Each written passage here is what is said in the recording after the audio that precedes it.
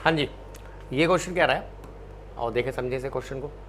The image of an object form by a mirror is real inverted and is of magnification -1। पहले information मिली, magnification कैसा निकल के आ रहा है भाई, -1। भाई मैग्निफिकेशन -1 है, इसका मतलब नेगेटिव साइन का तो मतलब क्या हुआ, इमेज रियल और इन्वर्टेड होगी, जो कि उसने बोल ही रखा है। और मैग्निफिकेशन 1 आ रहा है, मैग्निफिकेशन का जो मैग्नीट्यूड है वो कितना आ रहा है, 1।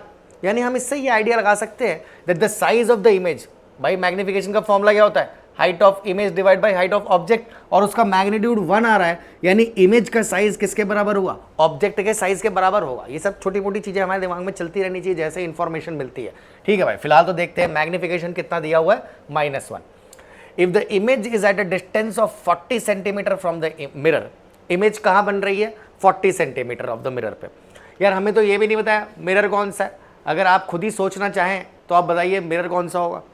भाई कन्वेक्स मिरर के केस में तो हमेशा इमेज कैसी बनती है, वर्चुअल एंड इरेक्ट, यानी मैग्निफिकेशन कैसा होगा, पॉजिटिव। बट कनकेव मिरर के केस में मैग्निफिकेशन नेगेटिव होने के चांसेस हैं। इसका मतलब डेफिनेटली ये जो मिरर हमारा ये है, कौन सा है ये, कनकेव मिरर है। और कुछ ऐसा हो रहा होगा कि ऑब्जेक्ट यहां कहीं पे रखा हुआ है और उसकी इमेज रियल इन्वर्टेड बन रही होगी। इमेज किस डिस्टेंस पे बन रही है, देखो image is at a distance of 40 centimetre, तो इमेज डिस्टेंस ऑब्वियसली कितना होना चाहिए, -40। क्योंकि अगर ये उस साइड बनती, अगर इमेज उस साइड बनती +40 होता, तब तो वो वर्चुअल और इरेक्ट होती, और अगर वर्चुअल इरेक्ट होती तो मैग्निफिकेशन क्या होता, पॉजिटिव। बट ये कह रहा है मैग्निफिकेशन कैसा है, नेगेटिव। इसका मतलब इमेज रियल इन्वर्टेड है, और रियल इन्वर्टेड इमेज बनने के लिए जो इमेज का डिस्टेंस है वो इस तरफ ही होना पड़ेगा। देयरफॉर इमेज डिस्टेंस आपका कितना हुआ, -40। सही है भाई, इमेज डिस्टेंस -40 है। Now where should the object be placed, भाई ये तो आसान बात है। मैग्निफिकेशन क्या होता है, -v/u, और इसकी वैल्यू हमें कितनी दे रखी है भाई मैग्निफिकेशन की, -1। यहां सब कुछ सब्स्टिट्यूट कर देते हैं, माइनस ऑफ v की वैल्यू कितनी है, -40 divided by u equal to कितना हुआ, -1। तो इससे हमें इंफॉर्मेशन मिली दैट u इक्वल टू कितना आ रहा है, -40 ऑब्वियसली। और क्या भाई, देखो मैग्निफिकेशन कितना है, मैग्निफिकेशन कितना है, 1 है। मैग्निफिकेशन का मैग्नीट्यूड अगर 1 है, यानी size of the image must be same as size of the object. और मैग्निफिकेशन का एक और मतलब होता है -v/u, यानी image distance divided by object distance. तो अगर मैग्निफिकेशन 1 आ रहा है, इसका मतलब इमेज और ऑब्जेक्ट दोनों का डिस्टेंस क्या होना चाहिए, सेम होना चाहिए। ठीक है भाई, अगली बात क्वेश्चन हमसे क्या बोल रहा है, अगली बात क्वेश्चन हमसे कह रहा है, इफ क्वेश्चन कह रहा है where would the image be if the object is move 20 centimetre towards the mirror. Object अगर कहा मूव कर दिया जाए, 20 centimetre towards the mirror move कर दिया जाए। एक काम करते हैं, इस क्वेश्चन में हम लोग फोकल लेंथ निकाल लेते हैं फटाक से, क्योंकि मिरर फॉर्मूला भी यूज कर लेते हैं एक बार, 1/f equal to 1/v plus 1/u।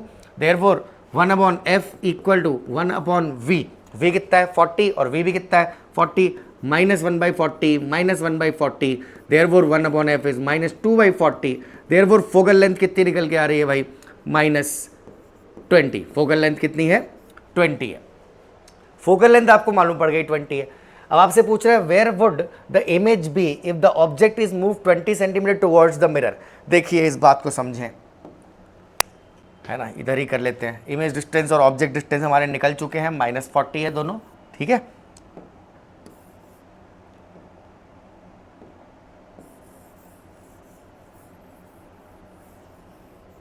देखिए क्या हो रहा है, इसका रे डायग्राम एक बार बना दे तब बात समझ में आ जाएगी क्या है।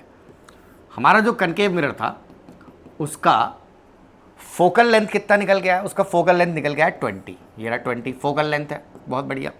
और यहाँ पे सेंटर ऑफ कर्वेचर होगा जो कि डबल होता है, ये 40 है। ऑब्जेक्ट कहाँ रखा है, ये रहा ऑब्जेक्ट, और उसकी इमेज कैसी बन रही होगी, ये रही उसकी इमेज। और हमें मालूम है अगर सेंटर ऑफ कर्वेचर पे ऑब्जेक्ट रखा होता है तो फिर उसका साइज एग्जैक्टली किसके जैसा होता है, इमेज के जैसा होता है। इमेज और ऑब्जेक्ट दोनों का साइज क्या होता है, same, if the object is kept at centre of curvature. तो आपसे बोल रहा है कि भाई where would the image be if the object is move 20 centimetre towards the mirror. भाई यहाँ 40 पे रखा है ऑब्जेक्ट और उसे मैं मूव करता हूँ इधर फोकस पे, तो ऑब्जेक्ट हमारा किधर पहुंच जाएगा भाई, फोकस पे पहुंच जाएगा।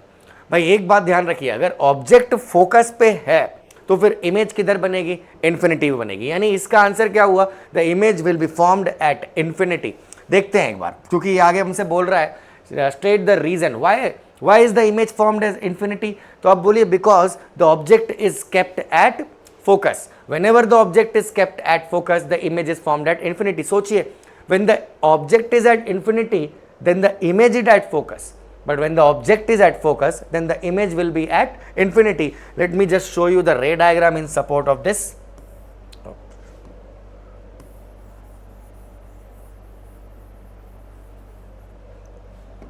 देखें,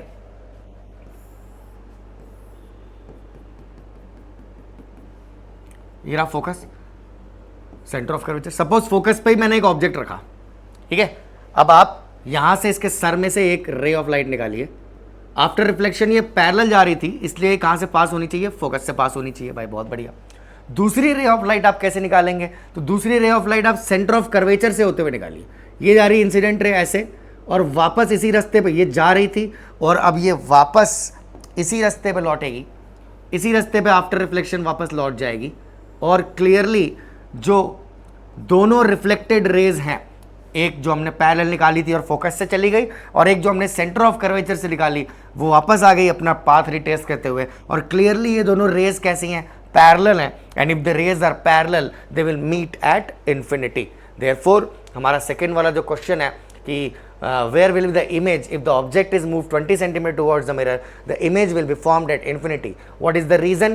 Because the object is kept at focus. Whenever the object is kept at focus, the image is formed at infinity, because the two reflected rays never meet but at infinity. दोनों reflected rays कभी meet नहीं करेंगी, लेकिन कहाँ meet करेंगी, infinity पे। All right, let's move towards next question.